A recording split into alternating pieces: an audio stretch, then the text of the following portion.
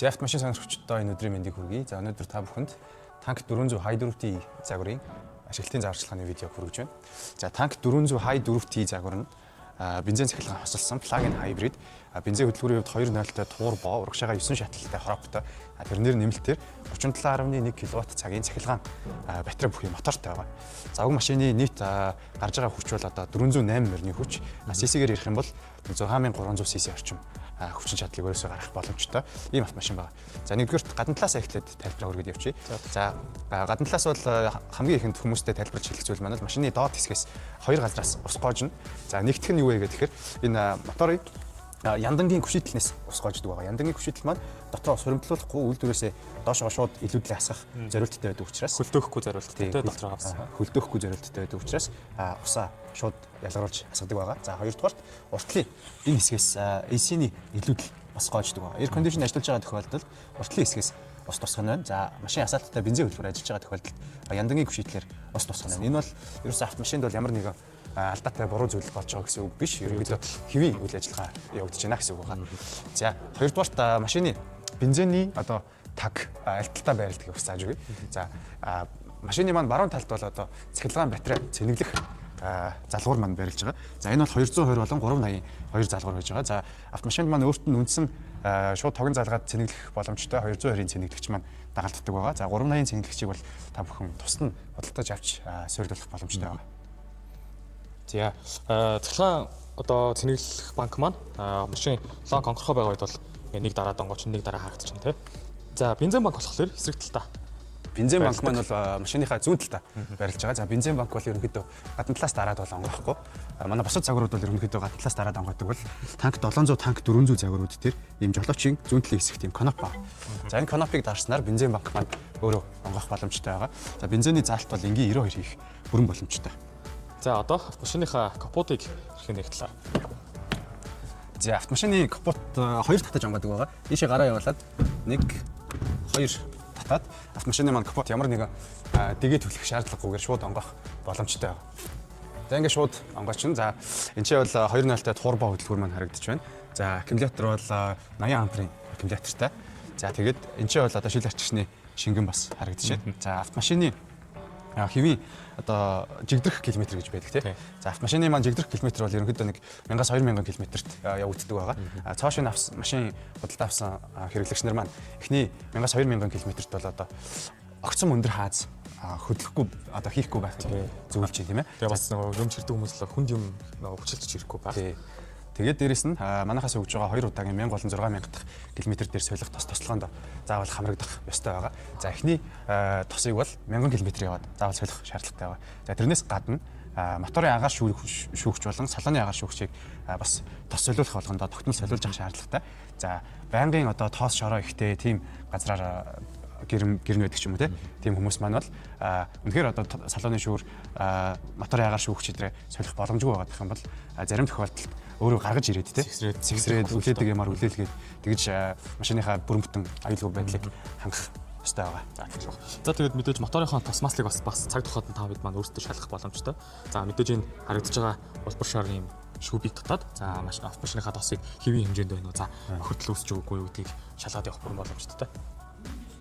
За мөн гадаа удаан хугацаагаар хэрвээ машина одоо орхих гэж байгаа бол тийм ээ ялангуяа одоо өвлийн хүйтний нөхцөлт ч юм уу гадаа олон хоногор 14 хоногор ч юм уу тийм маш олон хоногор орхих шаардлага гарвал аккумулятора салгаад гэртээ одоо оруулаад тавьчих болно гэсэн үг. Тэгэх юм бол одоо ирээд одоо машина залгахад ямар нэгэн тийм асахгүй байна гэсэн асуудал байхгүй. Гол нь нөгөө аккумулятор маань өөрөө шингэн төлөвтэй байдаг учраас тэрийг дулаан газар байрлуулад буцаж ирээ залгаж болно тийм ээ. За давхар түгжээтэй капотыг хоёр татаж онгойлгодог бол буцаагаад хаахтаа ерөөсөө зөөлөн хааж болохгүй. За энэ капотыг бол заавал ерөнхийдөө хавж хаах шаардлагатай байдаг. За энийг жишээ нь зөөлөн ч юм уу хаагаад дээрээс нь ингэж гараараа дарж хаадаг ч юм уу тийм тохиолдолд капот маань бас хонхох эрсдэлтэй байдаг. Тэгэхээр давхар түгжээтэй машины капотыг нэгтээ хоёр татаж онгойлгох нь хаахтаа заавал хавж хаах байна.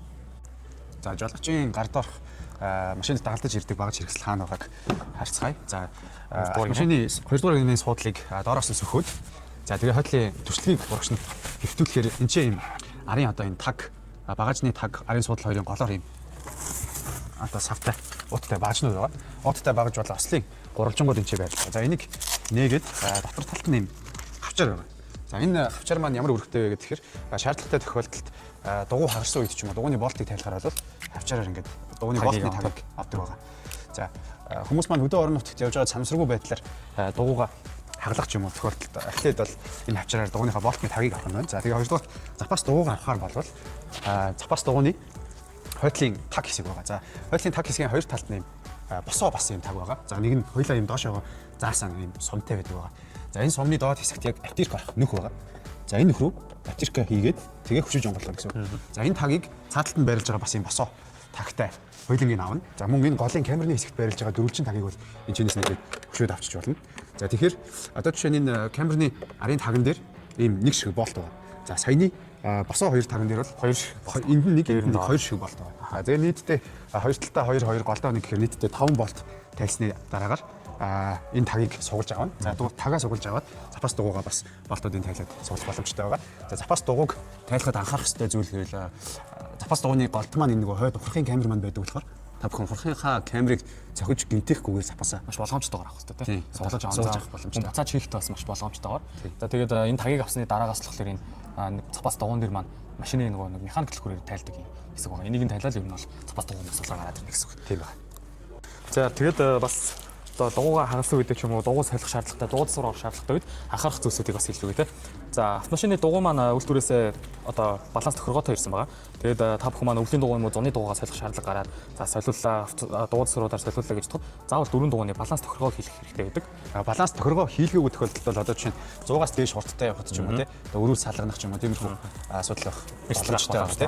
Тэгэхээр дөрвөн дугуйгаа зүгээр дугуйны грамм өөрчлөгдөхөд заавал баланс тохиргоо заавал хийх хэрэгтэй. За тэгээд мэдээж бас энэхүү автомашины маань яг үндсэн энэ дөрвөн абуудан дээр дөрвөлтэн дээр нь хим мэдрэгч барьж өгсөн байгаа. За тэгээд жижиг дууд сурууч юм хөдөө орнуудын дууд суруудаар та бүхэн маань дугуй янзлуулах шаардлага гарлаа гэж бодоход хим мэдрэгчтэй хэсгийг заавал мэдрэгчтэй гэдгийг заавал хийлж сануулах хэрэгтэй байдаг. За хим мэдрэгч маань бол яг энэ дугуйны хошууны одоо ард талд нь абууд дугуй хоёрын дотор талд байрладаг байгаа тийм ээ. Тэгэхээр ерөнхийдөө яг нөгөө дугуй солихдоо ч юм уу ямар нэгэн лопаткаар хөшөх ховлох эрсдэл гарах бай тийм ээ. Тэрийгээ бас маш сайн анхаарах хэрэгтэй байгаа.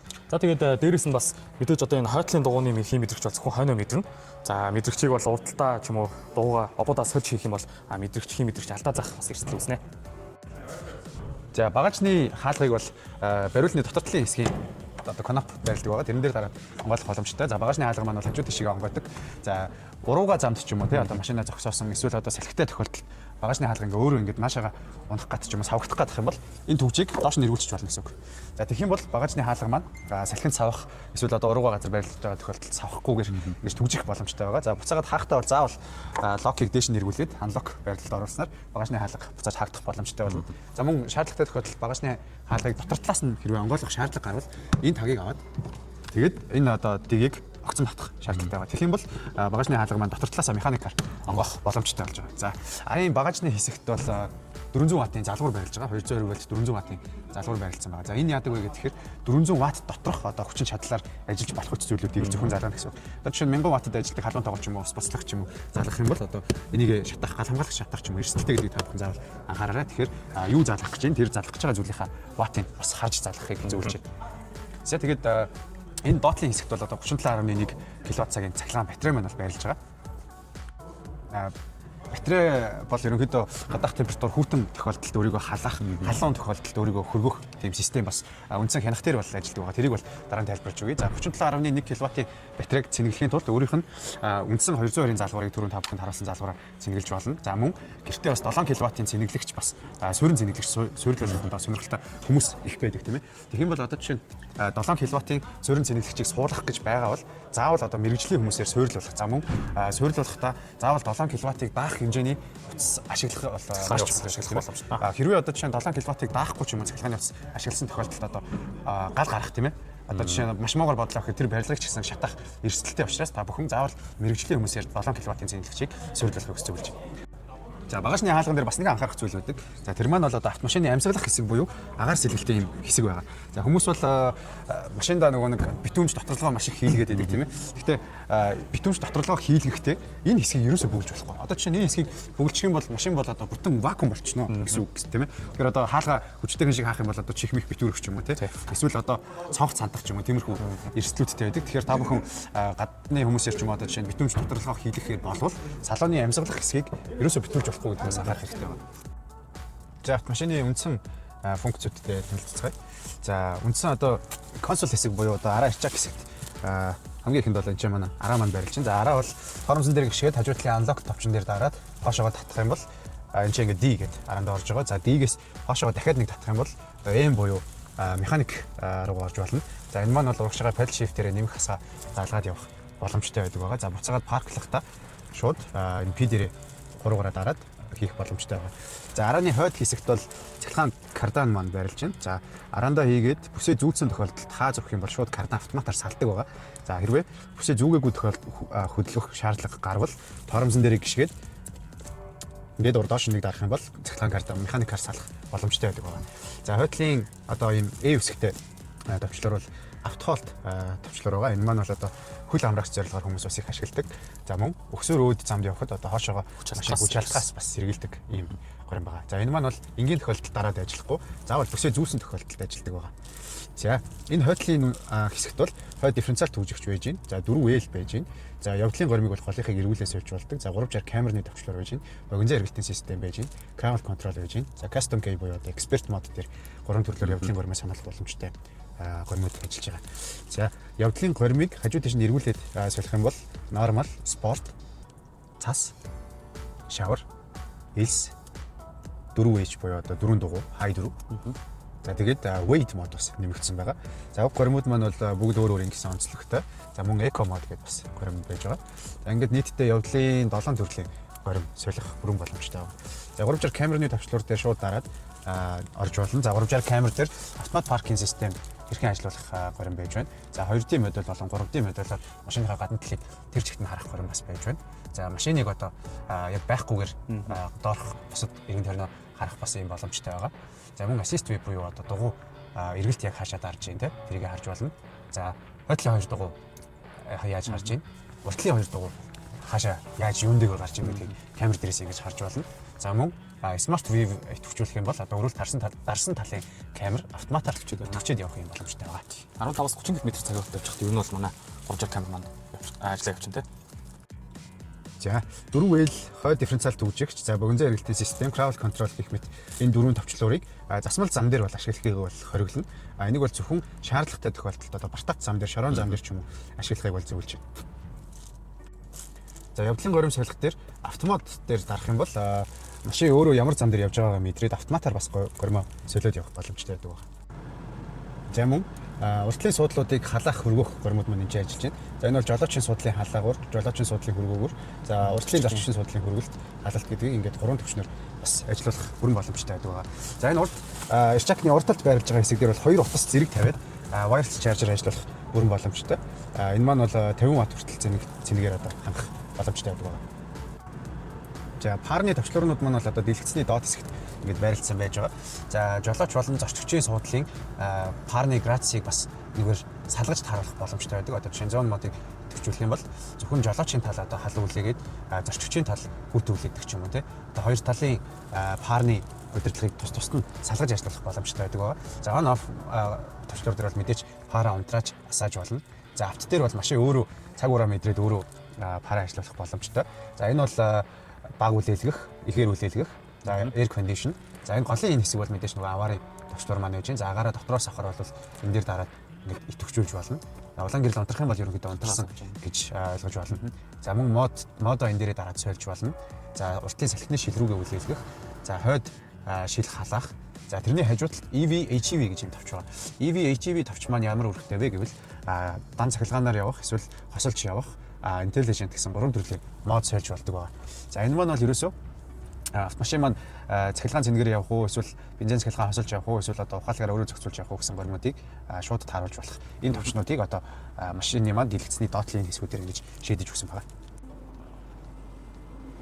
За салхины шилийг бас хүүтний нөхцөлд халаах боломжтой байгаа. Одоо жишээ нь энэ үндсэн парны тохиолдол руу ороод энэ доор нэг юм зүрхний цохилт шиг юм зурагтай салхины шилэн дээр зүрхний цохилт шиг юм зурагтай байгаа. Энийг идэвхжүүлэх юм бол салхины шилэн дээр одоо мөс цас тогтсон үед шил маань өөрөө халаад одоо ямар ч илүү үйлдэл хийхгүй хусах шаардлагагүйгээр ямар ч хэмжээний мөс цасыг өөрөө хайлуулдаг байна.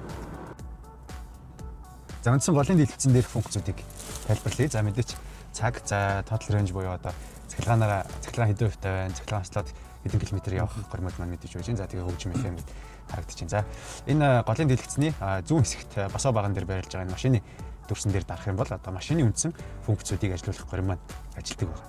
За энэ маань яадаг вэ гэхээр энэ vehicle хэсэгт бол жолоочийн суудал сануулах одоо 3 төрлийн горим байж байна. За мөн жолоочийн суудлын массаж байж байна. За жолоочийн суудал бол 8 төрлөөр массаж хийх боломжтой. Хатуу зүйн харуулах боломжтой. За бусад суудал бол зөвхөн хална. За уртлын суудал бол одоо хүрдэг тийм горимтай байж байгаа. За жолоочийн суудлыг энэ дээр дараад буцаагаад массажийг унтрааж болно. За одоо хугацаагаар машин бариад нуруу жилэх юм уу тиймэрхүү үед бол жолоочийн массажийг ажиллуулах юм бол одоо нурууны жилийг маш гоё гаргадаг юм байж байгаа. За мөн head up display буюу одоо мэл цэцэгч энэ ч хажуу талд нь харагдаж байна. За head up display-г массаж унтрааж болно. За head up display асаах юм бол жолоочийн яг уртлын хэсэгт мэл цэцэгч маань ажиллаж зөвхөн жолоочид харагддаг байна. За ерөнхийдөө камер дээр бол тийм тод бол харагдахгүй байх шиг байна. Тэгэхээр ерөнхийдөө автомашин худалдаа авсан хүмүүс маань head up display ажиллуулад харах бүрэн боломжтой байгаа. За тэрийг гэрлийн одоо ихсэх хүү багасгах хүү тийм ээ. За баруун зүүн дээш доош нь хөдөлгөж бас болно. За нормал хэмжээнд бол ингэж харагдаж байгаа. Энгийн хэмжээнд. Энэ маань бол цагаан зураас мэдрэх, уртлын машинаа мэдрэх, замын тэмдэг таних те. За навигашн ажиллуулж байгаа тохиолдолд бас зам заах боломжтой байгаа. За оффроуд дээр тааруулах юм бол луужин, за далайн түвшнээс дээш хэдэн метрт явж байгаа. Агаарын даралт ямар байгаа гэх мэт ийм зүйлүүдийг бас зааж өгдөг байгаа. За HUD snow mode гэх юм бол энэ одоо идэвхжсэн байна. Ингийн мод цэнхэр өнгөтэй байдаг. Унтраах юм бол цагаан өнгөтэй байдаг байгаа. Нормал дээр ер нь цагаан өнгөтэй байх нь. Энгийн үедээ нөгөө цагаан байж байгаад цас орохоор нэг сая ялгарч харагддаг учраас HUD snow mode-ыг ажиллуулах юм бол яг цастай үед бол мэл цэцэгч илүү гоё ялгарч өгдөг байгаа. За хажуу талд wireless charging гэж байж байна. За wireless charging дээр бол би мэдээж нэг утсаа тавьсан байгаа болохоор хоёр байгаагийн нэг нь бол одоо цэнгэлж харагдаж байна. За wireless charging-ийг бас унтраах боломжтой энэ дээрээ дараад тэгэх юм бол одоо энэ зүгээр энгийн тавир маркаар ажиллана гэсэн үг байна. Хэрвээ утсаа тавьж цэнгэлмээр байх юм бол энэ дээр дараад асаах боломжтой. Бас wireless цэнэглэгч маань нөгөө зөвхөн хаалга хаалттай байгаа үед ажиллана гэдгийг бас санаж байна. За доотлын outside vehicle хэсэгт бол хаалганы тохиолдол байж байна. Одоо жишээ нь түлхүүрийг ойртоод ирэхэд холдоод явхад автоматар автомашин төгжигдэх боломжтой байгаа. Хэрвээ энэ горимыг ажиллуулах юм бол за доотлын горим бол түлхүүр ойртоод ирэхэд автоматар машины хаалга онгох иймэрхүү горимуудыг бас мэдээж төгжүүлэх боломжтой байдаг байгаа. За мөн түлхүүрэн дээрээс одоо машины цоожийг нээхэд зөвхөн жолоочийн хаалга одоо цоож тайлагдах уу эсвэл машины бүх хаалганы цоож тайлагдах уу гэдэг тохируулгуудыг шууд эндээс бол хийх боломжтой байгаа. За мөн энэ unlock after power off гэдэг горимыг төгжүүлэх юм бол машин унтраахад бүх хаалганы хэмжээнүүд автоматар онгох боломжтой байгаа. За locking reminder буюу төгжих үед одоо машинд ямар дохио өгөх юм те одоо сигналаар өгөх юм уу гэрлээр өгөх юм уу эсвэл гэрэл сигнал хоёрыг аль алингийн өгөх юм уу тэр горимоо бас та бүхэн энэ тохиолдол дээр бүгдээрнгээр ингээд ажиллах боломжтой байгаа. За mirror хэсэг дээр бол одоо unfold fault гэдэг горим байж байгаа. За энэ бол одоо хоёр талын толийг эвхэх ийм боломжтой. За unfold гэх юм бол толь маань дэлгэгдээд fold гэх юм бол эвхэгддэг ийм горим байгаа. За electric side step бол гişгүүрний тохиолдол байгаа. За auto extend гэдэг горимн дээр байх юм бол ерөнхийдөө хаалга нээгдэх үед гişгүүр гарч ирээд хаагдах үед хураагддаг байгаа. За remain extended дээр тааруулах юм бол гişгүүр нээх үед гарч ирээд тэгтээ буцааж юусоо хураагдахгүйгээр байнгын дэлгэгдсэн байдалтай байна гэсэн үг байгаа. Remain retracted авах юм бол гişгүүр хураагдаад ямар ч тохиолдолд одоо дэлгэгдэхгүйгээр төгжих одоо гişгүүрээ ерөнхийдөө төгжсөн гэж ойлгож болно гэсэн үг байгаа. За lights горим. За light дээр бол ерөнхийдөө машин унтарснаас хойш хэдэн минут одоо жишээ нь гэрлээ барих юм тий. За тэгээд төгжснээс хойш хэдэн секундын дараа гэрлээ асаалттай байлгах юм. За ерөнхийдөө түлхүүрэн дээрээс том зогсолтой газар ч юм уу машина хэрвээ олохгүй байх юм бол түлхүүрний спикер дээр дарах юм бол сигналтах уу тий эсвэл одоо гэрлээ анивчлах уу эсвэл гэрэл сигнал хоёр аль алингийн анивчлах уу гэсэн энэ тохируулгуудыг та бүхэн өөрсдийнхөө хэрэглээд тааруулаад ашиглаж болно. За хамгийн доотлын hazard light on with emergency brake-ийг төвчүүлчих юм бол ямар нэгэн донцлоготой зам гинт одоо саад гарч ирдэг ч юм уу огцом торомж өгдөг ч юм уу тийм тохиолдолд аваар маань өөр автоматар анивчдаг ийм горим бас ажиллаж байгаа. За welcome light хэсэгт бол одоо түлхүүр ойртоод ирэхэд гэрэл анивчих, за онгойлгох үед гэрэл анивчих эсвэл төгжих үед гэрэл анивчих гэсэн юм тохируулгууд байж байгаа. За энийг бас та бүхэн өөрийнхөө хэрэглээд тааруулаад ажиллуулах боломжтой. За ambient light бол салууны одоо тууцан гэрлийг хийж өгч байна. За ambient light дээр single color гэдэг дээр та бүхэн өнгөө ингээд дурын өнгөөрөө сонгож нийтдээ ерөнхийдөө 64 өнгөөр нэг сонголтын дээр ингэж солих боломжтой. За rhythm гэдэг дээр тааруулах юм бол машин дотор ямар хөгжим явж байгаа тэрнийхээ хэвнэлээр гэрэл маань өөрөө солих гэж байна. За multicolor дээр тавих юм бол ерөнхийдөө нэг өнгөний уусгалтаар ингэж гэрэл маань өөрөө солигддог байгаа. За ерөнхийдөө нийтдээ энэ автомашин маань 264 өнгийн сонголтоор гэрлээ ингэж сольж ажилладаг байгаа. За мөн хойтлын хэсгийн одоо тууцын гэрлийг унтраах тий эсвэл зөвхөн жолоочийн хэсгийн тууцын гэрлийг асаах ч гэх юм уу. Зоноор нь ялгаад бас гэрлнүүдээ асааж унтрах бүрэн боломжтой. За drive mode дээр бол дөрөвний парны хэсэг дээр одоо Canopon байсан EV, HEV, Intelligent гэсэн горимуд маань энэ харагдаж байна. За дөрөвний Canopon дээр дарах юм бол ерөнхийдөө энэ хэсэг рүү шууд автоматар шилжиж ордог байна. За Intelligent гэдэг маань яадаг вэ гэхээр машин өөрөө бензинээр явах уу, цахилгаанаар явах уу, эсвэл бензин цахилгаан хоёулыг нь хослуулж ажиллах уу гэдгээ ухаалгаар зохицуулдаг байна. За HEV гэдэг бол ерөнхийдөө hybrid мод буюу бензин цахилгаан хосолсон горимыг энэ дээр ажиллуулж болно. За EV бол зөвхөн 100% цахилгаан цэнэгээрээ ажиллуулах ийм горим байдаг байна. За мэдээч цэнэг баг бензин их байгаа үед бол аль болох их бензин хөдөлгөөр ажиллаад цэнэг арай бага ажилладаг ч юм уу тий. Эсвэл одоо бензин бага байгаа үед аль болох цэнэгээр илүү явдаг ч юм уу. Тэгж бас ухаалгаар зохицуулахын тулд Intelligent дээр тааруулчих юм бол ерөнхийдөө машин маань өөрөө бүх зохицуултаа хийгээд явна гэсэн үг байна. За Intelligent mode settings дээр бол outdoor camping гэх юм бол ерөнхийдөө аялал жуулаар явж байгаа тохиолдолд автомашин өөрөөсөө одоо цэнийг ялгаруулах ч юм уу тийм боломжтой байдаг байгаа. Мэдээж хойдолтой 400 ваттын залгууртай. За дээрэс нь тусгай одоо автомашины нөгөө цэнгэлдэг хэсэг рүү залгаж тол авах тийм боломжтой тийм тусгай залгуур байдаг. Тэрийг бас ашиглах боломжтой байна. Customize гэх юм бол ерөнхийдөө үндсэн одоо батарейг хэдэн хүртэл цэнгээ хадгалах юм тий. Одоо жишээ нь 80% дээр очиод тэрнээс цаашаа одоо 80-аас нэг цэнгээ доошлуулахгүй ч юм уу тий. Эсвэл одоо жишээ нь 66%-аас цэнийг доошлуулахгүй ч юм уу. Тэр тохируулгуудаа бүгдээр ингэж хийх боломжтой байна. За drive mode memory гэдэг маань бол автомашин сүүлд ямар горимд дээр унтарсан яг тэр горимд дээр асдаг тийм горим байна. Одоо чинь би эндээс явдлын горимыг солиод sport mode дээрээ тавиад за тэгээд машин унтраагаад буцаагаад асаахад хэрвээ drive mode идэвхтэй байх юм бол яг sport mode дээр л асна. Хэрвээ энэ унтраалтай байх юм бол энгийн normal mode дээр асдаг ч юм уу тийм ялгаануудтай байдаг байна. За тэгээд ESC буюу одоо traction control-ыг унтраах горим маань ерөнхийдөө энэ 400 загвар дээр бол одоо дэлгэцэн дээр шийдэгдсэн байгаа. За on гэх юм бол ерөнхийдөө traction control асаалттай шаргалтын эсрэг систем бол ажиллаж байна гэж ойлгож байна. За off гэх юм бол шаргалтын эсрэг систем унтраад энэ хянах дээр ийм off гэсэн шар гэрэл бол басдаг байгаа. За энэ маань яадаг вэ гэвэл энийг бол ерөөсөө нэг бол уралдах гэж байгаа бол тийм ээ. Эсвэл одоо шавард суусан ч юм уу, элсэнд суусан ч юм уу шаардлагатай тохиолдолд бол ингэж шаргалтын эсрэг системийг унтрааж ажиллаж болдог байна. За энгийн үед бол байнгын on байвал зүгээр байдаг. За dynamic steering torque control гэж. За энэ маань яадаг вэ гэхээр шавартай ч юм уу эсвэл мөстэй гулгаатай зам дээр хэрвээ идэвхжүүлэх юм бол машин одоо тэнцвэрээ алтхаас сэргийлдэг тий. Машин одоо тэнцвэрээ хадгалахад тусалдаг ийм горим байж байгаа. Тэгэхээр энийг бол бас шаардлагатай үед л ашиглахыг бас зөвлөж байна. За steering wheel not straight reminder гэж байгаа. За энийг хэрвээ идэвхжүүлэх юм бол автомашины өрүүл дали байгааг сануулна гэсэн үг байна. За энэ унтраалттай байгаа тохиолдолд бол одоо жишээ нь өрүүлээ ингэж далил гарч яг юм тэгшин юм шиг орхичоод хөдлөж байгаа санамсаргүй хажууд тишээ ч юм уу хөдөлдөг ч юм уу тиймэрхүү эрсдлээс бол ерөнхийдөө асаалттай үедээ сэргийлж хянах дээр анхааруулгаагүй унтраах юм бол анхааруулга өгөхгүй гэсэн үг. За fatigue driving reminder гэж байна. Энэ маань яадаг вэ гэхээр удаан хугацаагаар машин барьсан тохиолдолд одоо жолоочийн хааз яаж өгч байгаа, торомж яаж өгч байгаа, өрүүл яаж дарж байгаа вэ гэдэг мэдээллүүдийг машин маань цуглуулад за ерөнхийдөө нэг жоохон энгийн биш үйлдэл хийгээд эхлэх юм бол жолооч ядарсан гэдгийг сануулгах тийм. Энэ хянах дээр нэг юм кофений зураг гарч ирдэг тийм горим байдаг байгаа. За comfortable braking гэж байна. За энэ маань бол огцом торомж өгөхөд машин дотор байгаа хүмүүс бол оксидлын нэрсээр авах тийм ээ. Comfortable braking-ыг асаах юм бол одоо огцом торомж өгсөн ч гэсэн машин дотор байгаа хүмүүст бол тийм их савлгаа мэдрэгдэхгүйгээр зөөлөн харамсалтай тийм горим бас ажиллаж болно.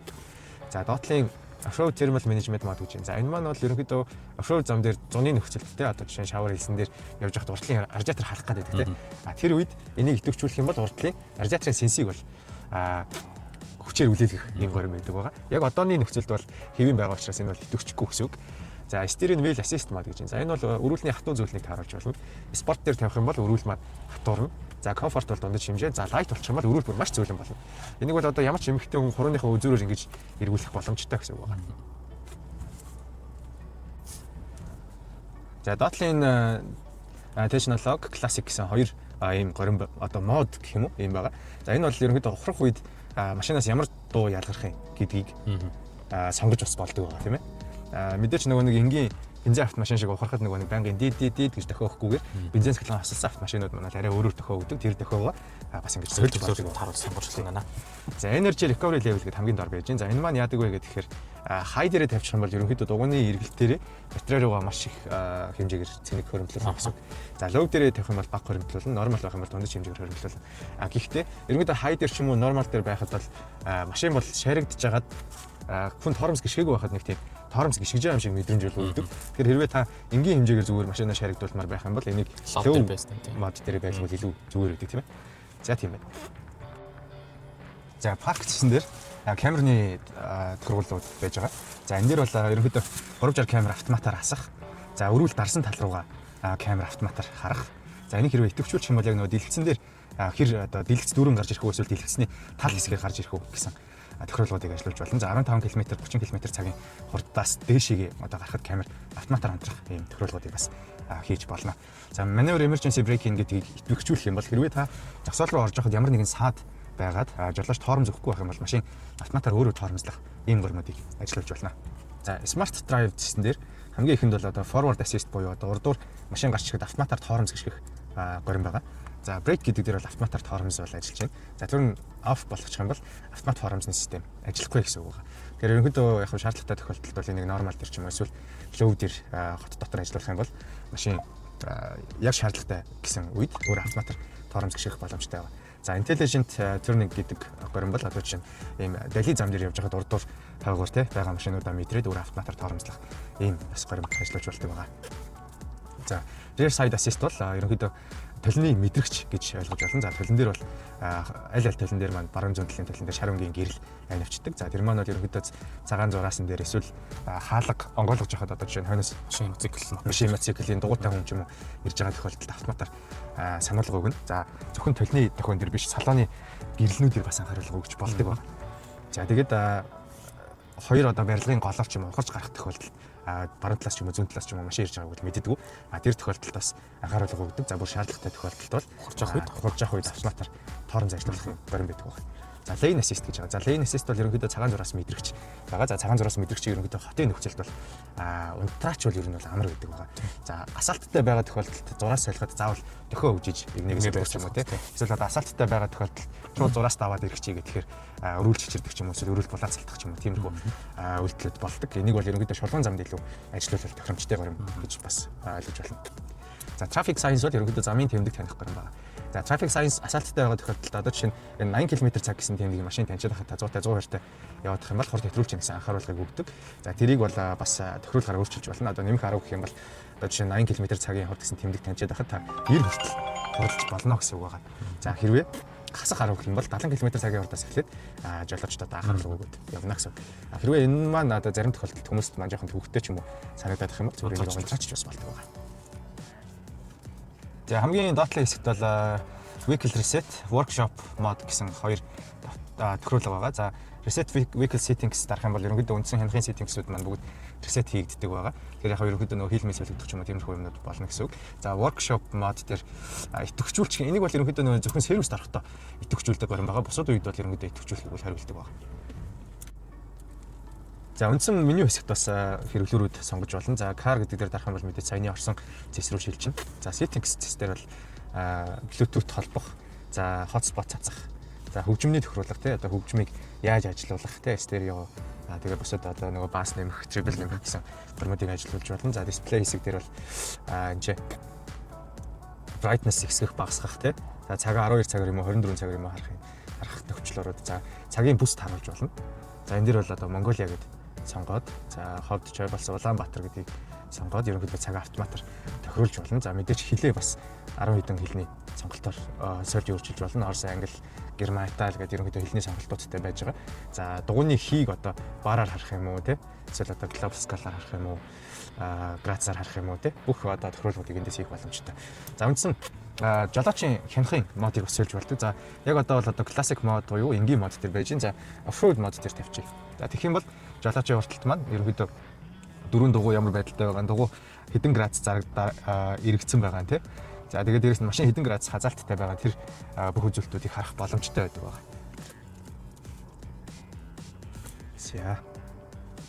За энэ power mode гэж. За энэ бол ерөнхийдөө үндсэн батарейны горимуд одоо цэнэглэх тий халаах хөргөх горимуд байдаг байгаа. За хамгийн дээдлийн хэсэгт бол ерөнхийдөө нэг цаг тааруулж батарейгаа цэнэглэх горим байж нэвтгчүүлээд ерөнхийдөө өөрийнхөө хэрэглүүрт тааруулаад ажиллуулж болно. За мөн батарейг одоо жишээ хүүтэн халуун үед одоо өөрийгөө хөргөх тийм 135-аас дээш гаргасан бол өөрийгөө хөргөх бас горимыг идэвхжүүлж болно. Энийг бол одоо батарей халалттай явагдаад байгаа үед бол идэвхжүүлэх боломжтой. За мөн одоо өвлийн нөхцөлд одоо батарейг халаах тийм одоо жишээ нь гадаах температур хасах 30 градусаас хүүтэн ч юм уу байх юм бол батарейгаа одоо хэвийн температурт халуулах байлгах боломжтой байна. За discharge with whale гэж. Энэ бол ерөнхийдөө машин одоо цэнэглэгчнийхээ залгуур руугаа тод яг одоо ийм зориултын адаптер ч юм уу залгаад машинаасаа тог гадагшлуулах тийм системээс ажиллаж болно. За тэгэхээр тэр залгаж байгаа одоо зориултын тийм адаптер заавал ашиглаж ийж машинаасаа тог гаргана гэсэн үг байна. За тэгээд мөн бензин хөдөлгөөрөөр цахилгаан моторныхоо цэнийг баг зэрэг дэмжих ийм гурван эмчээ харагдаж байна. За ямар хуу хэр зэрэг цахилгаан ашиглаж хэр зэрэг бензин ашиглаж явж байгааг бас энэ дэр тохируулгаар харах боломжтой. За тэгээд үндсэн хянах дээр одоо батарей рейнжер харагдах юм уу эсвэл юугаар хуваар харагдах уу гэдгийг сонгож бас харах боломжтой байдаг байна. За мөн нөгөө цэнэгнийхээ рейнжийг бас тааруулж болно. 90% хүртэл цэнгэлэх үү, 70% цэнгэлэх үү, 100% хүртэл цэнгэлэх үү гэдэг энэ дээрээс тааруулаад цэнгэлж залгаж болно. За дараагийн мод бол off-road мод гэж байгаа. За энэ дээр бол ерөнхийдөө дууны хий ямар байгаа нь тий гадаах одоо агаарын даралт ямар байгаа нь далайн түвшнээс дээш хэдэн метрт явж байгаа машин яаж хазааж байгаа нь луужин хашаа зааж байгаа бүх гормуудыг энэ дээр харах боломжтой байгаа. За мөн энэ нөгөө дөрвөн вэйл болон хойд дифференциалт хөгжигдсэн байна уу үгүй юу гэдгийг бас хянах дээрээс харж болно. Одоо жишээ нь энэ дээр хойд дифференциалт хөгжөөтэй байгаа тохиолдолд ийм цоочтой харагдана. За дөрвөн вэйл орцсон байгаа тохиолдолд бол бас энэ төв цоочтой харагдана гэсэн үг байгаа. За энийг бол дөрвөн вэйл дефлект хөгжих гормуудыг бол заавал шорон зам дээр ашиглах шаардлагатай. Засмал дээр бол ашиглаж болохгүй. Араас хасан тохиолдолд хэвчлэн одоо хийж ивэл зүгээр тийм. Одоо жишээ нь заавал араг эндэ хийгээд тийм ээ. Эндэ хийгээд за тэгээд хойд дефлект ажиллах тийм. За дөрвөн вэйл ажиллах ч юм уу. Ингэж бас ажиллуулж байвал илүү зүгээр гэсэн үг тийм ээ. За тэгээд дөрвөн вэйл мод руу шилжихэд одоо энэ нэмэлт оффроуд хянах сандаа маань хөтлөгчлөгдөж ирж байна тийм. Тэгээд одоо энэ нөгөө төвөө төгчсөн байгаа нь энэ дээр ингэж цоочтойгоор харагдаж байна тийм ээ. За нэмээд хойд дефлект төгччих юм бол бас ингэж цоочтойгоор ингэж харагдана гэсэн үг байна. За тэгээд энгийн мод руу шилжихдээ заавал дөрвөн вэйл дээрээ дараад буцаад хэвийн горимдоо заавал шилжих шаардлагатай. Хүмүүс манаас нөгөө араагаа хөндүүлчихэд бас шулуун замд явах гад байх магадлал бас байдаг шүү. Тэгэхээр энийгээ заавал харж хянж байгаарай гэж бас зөвлөж байна. За expert mode буюу одоо түрүүний нөгөө custom care шилждэг горим байгаа. За энэ дээр бол одоо нөгөө custom mode 1 2 3 гэж 3 төрлийн горим харагдана. За нэг дээр одоо жишээ нь ямар зам дээр яаж явах юм те одоо засмал дээр явахтай ажилладаг ч юм уу. За хоёр дээр бол гулгаатай зам дээр ажилладаг ч юм уу те. За гурав дээр бол одоо жишээ нь юу та шавар мавар цуудсан тохиолдолд ч юм уу ажиллавал аль одоо жишээ нь хойд хоёроор явах юм уу 4A байх юм уу 4H байх юм уу. За тэгээ одоо traction control-уудыг унтраах юм уу өрүүлээ хатруулж зөвлөх юм уу. Тэр гормуудыг та зөвхөн нэг товчоор шийдэх юм горим байдаг байгаа. За энэ дээр хамгийн чухал анхаарах ёстой нэг зүйл нь expert mode руу та шилжсэн бол үндсэн хянах дээр чи expert гэдэг энд харагдаж байгаа. Энийг заавал хянах ёстой. Зарим хүмүүс маань ийшээ ингэж шилжчихэд шууд ингээд хом дээр шууд юм дараач юм уу гарчдаг. За энэ маань бол энэ горимоосоо гарсан гэсэн үг ерөөсөө биш зүгээр л дэлгэцээрээ гарсан байгаа л гэсэн үг. Тэгэхээр энэ горим руу шилжсэн бол одоо жишээ нь traction control унтраацсан байдаг ч юм уу те. Эсвэл одоо хүндрүүлсэн байдаг ч юм уу тэгэх юм бол заавал энэ дээр exit дарах хэрэгтэй бүр. Заавал энийг бол маш сайн санах хэрэгтэй. Exit хийж гарахгүй бол ерөнхийдөө одоо хүндэрсэн хэвээрээ яваад байна гэсэн үг. Одоо жишээ нь off-road мод дээр орсон бол тэр модоор л яваад байна л гэсэн үг байна. За нэг юм горимуудыг идэвхжүүлж болох нь байна. За тэгээд одоо Apple CarPlay идэвхжүүлж үзье. За одоо Apple CarPlay горимыг цэцтэйгээ холбож үзье. За Apple CarPlay зэс рүүгээ ороод шууд утсаа Bluetooth-тэйгээ холбоно гэсэн үг. За тэгээд энэ ч эхлээд нэр нь гарч ирэх хэрэгтэй. За энэ дээр бол өөрийнх нь утасны үндсэн нэр нь гараад ирж байна. За тэгээд утсан дээр чи юм зөвшөөрөх notification нэр нь тэдний бүгдийг ингээд асаад. За ингээд start Apple CarPlay гэдээ гараад ирэнгүүт start гэдээ харчихна. Тэгэх юм бол одоо жишээ нь та iPhone барьдаг бол энэ дэлгэц чинь одоо таны утас болж хуурсан гэж баг ойлгож болно гэсэн. За тэгээд эндээс одоо жишээ нь утасны дуудлага тийм ээ. За мессеж. За тэгээд Google Maps одоо энэ бол одоо хамгийн хэрэгтэй горим байдаг. За энэ том дэлгэцээрээ шууд Улаанбаатар хотод бол одоо бөглөрөл ямар байна, төвжрэл ямар байна тийм ээ. За энэ хамгийн гол нь очих хэвээр одоо энэ цэг дээрээ очихын тулд хэдэн километр замыг хэдэн минутанд туулах юм те. За старт дарах юм бол одоо шууд энэ чэнэс ингээд автоматар ингээд зам заагаад явдаг ч юм уу. Ийм горимуудыг идэвхжүүлж ажиллуулах бүрэн боломжтой байдаг байгаа.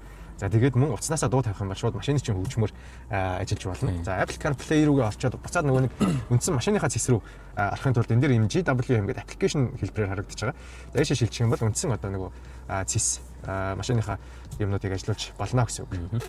Энэ маань зөвхөн одоо iPhone барьдаг хүмүүс маань Apple CarPlay ажиллуулна гэсэн үг. Хэрвээ таны утас үйлдвэрлэлийн систем чи одоо Android бол Android авт гэдгийг сонгоод яг энэ дэлгэц чинь бас юм Android утас шиг болох боломжтой байдаг байна. За тэгээд доотлын хэсгүүдэд бол мэдээж радио, music, за USB видео гэж байна. За USB видео бол флашн дээр ямар нэгэн видео суулгаад ч юм уу те. Тэгээд энэ голын хайр цэгний чинь нэг Type-C нэг мэдээлэл дамжуулдаг USB оролт байна. За ийшээгээ флаша заалгаад тэгээд энэ машины манд дэлгэцэн манд тэр флашыг бүрэн уншиж дууссаны дараа зөвхөн зогсож байгаа тохиолдолд видео үзэх боломжтой байгаа. За хэрвээ явж байгаа тохиолдолд видео үзмээр байна гэвэл бас тусдаа төхөөрөмж заавал шаардлага. Төхөөрөмж заавал холбочиж үзэх боломжтой. За тэгээд энэ нэг утасны дуудлага за iSpace гэж бас нэг юм горим байдаг. За энэ iSpace бол ерөнхийдөө амралтын горим гэж тайлбарлаж байна. Одоо би жишээ шууд энийг ингээд идэвхжүүлэхэд бүх цонх автоматар хаагдаад фарны удирдлага өөрчлөгдөв те. За тэгэнгүүтээ нэг юм далайн чимээ ч юм уу одоо сонсох боломжтой байдаг тийм ээ. За хажууд тийш гүйлэхэд модчилж байгаа мод шатж байгаа тийм шатчаад хийж байгаа чимээ ч юм уу. За нэг юм ойн чимээ. Одоо энийг бол хялбар тайлбарлыг үл ерөөсөө амрах тийм. Хол замдуудаа яваад ядарсан үед ч юм уу те энийг тавиад дуг хийхэд. Тийм борооны чимээ нэмэх ч юм уу ийм гормуудыг бас ингэж өөрчилж болдог байгаа.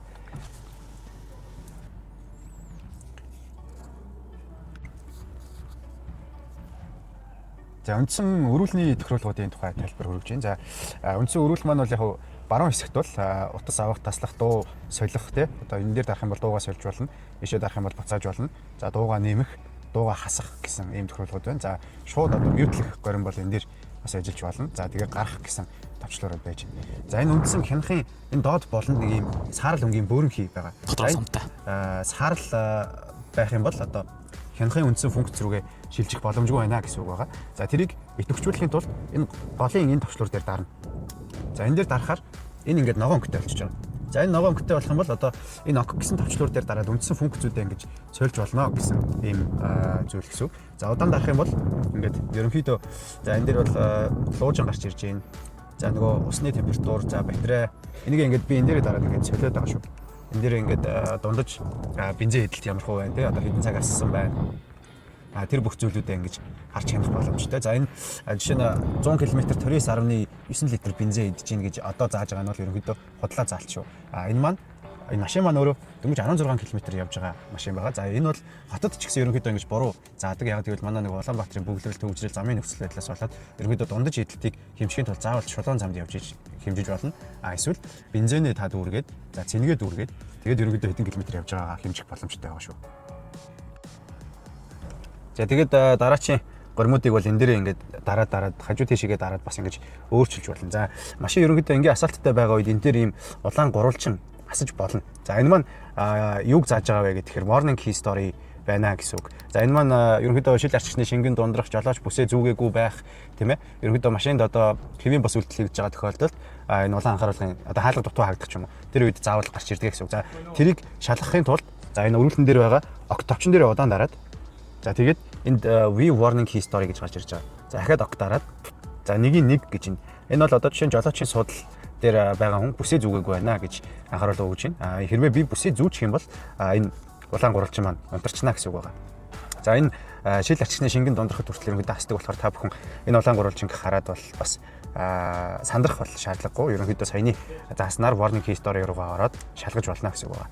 За километрээ 0-лох тухай хүмүүс бас асуудаг. За энэ ок дээр удаан дарсан байхад саяны warning key story-гийн чинь доор reset journey info гэж байгаа. За тийшээ шилжээд дахиад ок дарчих юм бол үндсэн одоо хуучны машин дээр бол одоо хянах дээрээ дараад километрээ 0-лдаг байсан шиг шууд үндсэн одоо хянах дээрх километрүүдээ дундаж эдэлтүүдээ ч гэсэн бүгд ингэ 0-лж ингэж харж болно гэсэн үг байна.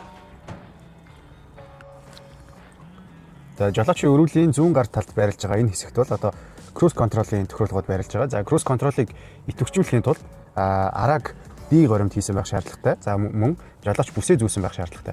За cruise гэсэн голын энэ товчон дээр дарах юм бол за энэ үндсэн хянах дээр байгаа одоо хурдны лимит бол идэвхждэг байгаа. Тэр хурдныхаа лимитийг бас дээшээгээ 150 хүртэл тааруулж болно. Тэгэх юм бол одоо жолооч заавал хаа зөгөөд авах шаардлагагүй машин өөрөө хурдаа нэмээд жолооч зөвхөн тоором зүгүүд хурдаа тааруулаад явж болно. Эсвэл одоо дээд хурдныхаа лимитийг тавьчаа зөвхөн өрүүлээ заалаад шаардлагатай тохиолдолд одоо тоором зүгүүд ч юм уу явах боломжтой байдаг байна. За энэ товчлуурны баруун талх дээр дарах юм бол урдлын машиныг дагах систем маань доор харагдчихэв. За урдлын машиныг хэр зэрэг ойрхон дагахын хол ойроо бас энэ дээр ингэж тохируулгаар нь тааруулж болно. За тэгээд cruise limit дээш нь нэмэхээр бол энэ дээр дээш нь түлхээд хасгаар бол доош нь ингэж дараад cruise control-ыг ажиллуулах боломжтой байна. За энэ доор байрлаж байгаа юм дөрвөлчин дотор нэг юм од харагдаж байгаа. За энэ маань яадаг вэ гэхээр ерөнхийдөө одоо жолоочийн custom key гэж ойлгож болно. За энэ дээр дараад түрүүний хянах дээр голын дэлгэцэн дээрээс одоо 360 камераас авах юм уу, автомат паркинг ажиллуулах юм уу, эсвэл өрүүлээ халаах юм уу те. Эсвэл air condition автоматаар ажиллуулах юм уу. Тэр тохируулгаар нь хийх боломжтой. За энэ гормуудаас аль нэгийг сонгоод хэрвээ одоо жишээ нь би intelligent parking гэдгийг сонгочих юм бол жолооч энэ товчлуур дээр дарснаар автомат паркинг итвэгчих юм уу те. Эсвэл одоо 360 камер гэдэг дээр би тохируулгыг өгчих юм бол энэ товчлуур дээр дарахад шууд 360 камер автоматар ажилладаг ч юм уу. Ийм гормуудаар бас ажиллах боломжтой байдаг байгаа. За тэгээд жолоочийн зүүн талд байрлаж байгаа за зүүн хөлний өвдөгний халдаа ийм дөрвөн товчлуур байгаа. За хамгийн зүүн талынх нь бол түрүүн тайлбарласан банкны тагийг, бензин банкны тагийг онгойлгох товчлуур байж байна. За энэ бол гэрлээ өргөж буулгах товчлуур байж байна. За энэ RSCA off гэдэг бол ерөнхийдөө оффроуд одоо ийм бартат зам дээр явж байгаа тохиолдолд түр зур одоо airbag-уудыг салгах ийм горим байж байгаа. За тэгээд уруулахын горим байж байгаа. Энэ уруулахын горимыг идэвхжүүлэх юм бол энэ дээд болон дээр ийм машин уруудж байгаа ийм тэмдэг асна. За энэ маань яадаг вэ гэхээр одоо цастай уулын урууч юм эсвэл гулгаатай замд идэвхжүүлээд ABS ажиллуулахгүйгээр ерөнхийдөө машин өөрөө моторынхоо эргэлтээр удаан жигд явах боломж бүрддэг байгаа. За тэр үед бол ерөнхийдөө жолооч бол заавал хаа зүгөх эсвэл одоо торомс байнгын гიშгэд авах шаардлага байхгүй. Гэхдээ мэдээж аюулгүй байдлаа хангаад торомсны педал дээр хөлөө ойрхон байрлуулаад шаардлагатай тохиолдолд бүрэн гიშгэд. За шаардлагагүй үед бол ерөнхийдөө хөлөө аваад уруутахад бол болдог байгаа. За тэгээд жолоочийн хаалганы энэ тохируулгууд дээр бол мэдээж чинь цонх түгжих, хаалга түгжих. За тэгээд хоёр талын толины удирдлага байж байгаа. За энэ улаан асах юм бол идэвхжсэн гэсэн үг. Одоо жишээ нь энэ дээр дараад энэ сумнуудаараа зүүн талынхаа толийг хөдөлгөж болох нь байна. Энэ дээр дараад баруун талынхаа толинуудыг дэшин доош нь хөдөлгөж болох нь байна. За хоёулангийн зэрэг дарах юм бол механикаар одоо толь маань ихэгддэг байгаа. За тэгээд бацаагаад хоёулангийн зэрэг дарах юм бол дэлгэгддэг ийм горим ажиллаж байгаа. За ерөнхийдөө машины хаалга явж байгаа тохиолдолд автоматар түгжигдэн. За автоматар түгжигдээд за P горим дээр хийгээд хэрвээ хаалга одоо түгжээтэй байгаад юм бол жолоочийн хаалганы бариулыг хоёр татаж онгойлгох шаардлагатай. Нэг татаа түгжээ тайлагдаад хоёр татахад хаалга онгоох боломжтой болно гэсэн үг байна.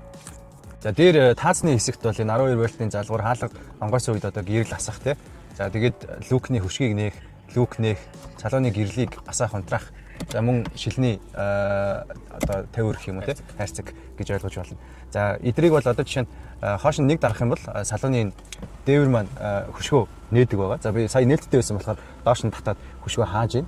За энийг дунд нь ингэж зогсоож болно. Дахиад нэг хоош нь дараад бүтэн онгойлгож бас болно. За люкийг бол мэдээж бас энэ дээрээ нэг дараад юм жижиг хэмжээгээр онгойлгож болно. За дахиад нэг дарах юм бол нэг том хэмжээгээр онгоно гэсэн үг. Тэгэхдээ энэ маань бол бас тултал онгоохгүй. Ерөнхийдөө ингэж стандарт хэмжээгээр онгоно. За бүр дахиад том онгойлгомоор байвал дахиад нэг дарна гэсэн үг. Тэгэх юм бол хамгийн дээд хэмжээгээр ингэж люк маань онгоод. За энэс илүү бол люк бол том онгоох боломжгүй байна. За буцаагаад хаахтаа энэ дээрээ нэг дараад люкээ бүтэн хаах боломжтой байгаа. Одоо жишээ нь дээрээс ч юм уу нар мар тусаадах юм бол энэ хажуу талын хөшигний тохиолдолн дээр дараад ямар ч тийм гэрэл нэвтрүүлэхгүйгээр дээд люкээ бүтэн хаах боломжтой байгаа.